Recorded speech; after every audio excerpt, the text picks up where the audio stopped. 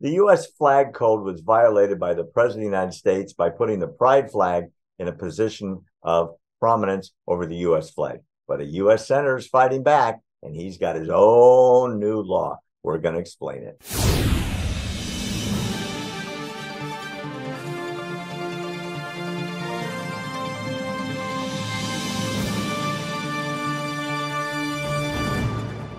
Let's start with a guy named Roger Marshall, a Kansas Republican. I'm going to show you what he looks like right now.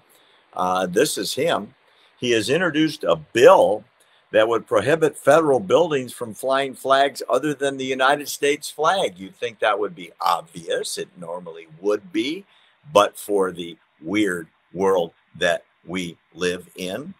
He's calling his bill the One Flag for All Act, and it will make it illegal to fly, drape, or display any other flag than the American flag on federal buildings or properties, with a few exceptions. His bill is in response to what the Biden administration did. If you remember last week, we had this flying at the White House.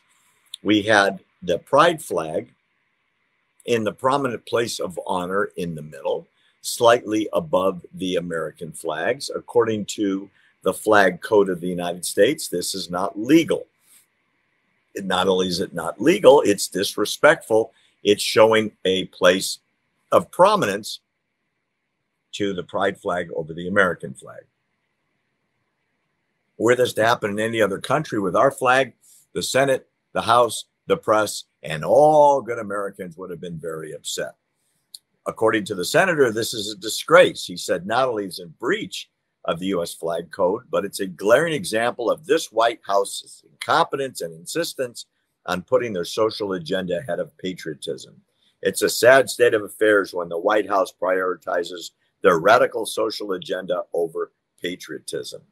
The American flag, he says, stands for liberty and justice for all and should never be undermined by anyone, especially the President of the United States.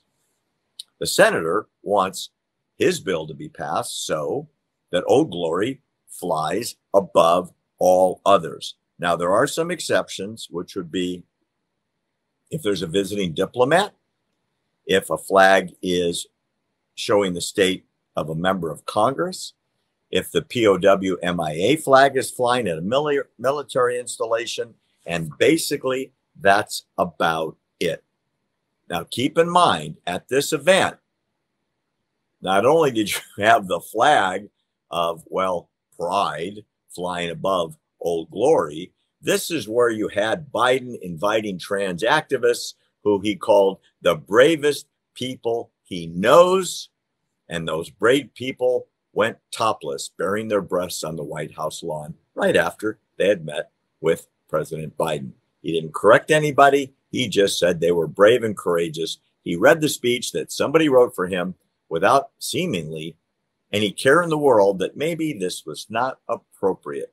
Maybe the American flag should be preeminent. Maybe patriotism is important. And one final note on these brave people that the president was mentioning. And I said this last week with Will. You know, the guys and gals that ran into the buildings that collapsed on 9/11, those were brave people. The first responders that run into a fire, they're the brave people. The guys and gals that brave bullets in Vietnam and Korea and Afghanistan and Iraq and everywhere else we send them, those are the bravest people you've ever met. Not half-naked trans activists on the lawn of the White House, humiliating themselves, humiliating the President of the United States, and as well, humiliating this country in front of the world. I don't think that's bravery. What I think that is a ridiculous symbolism. My opinion. You're free to comment, and I'd love to hear what you have to say.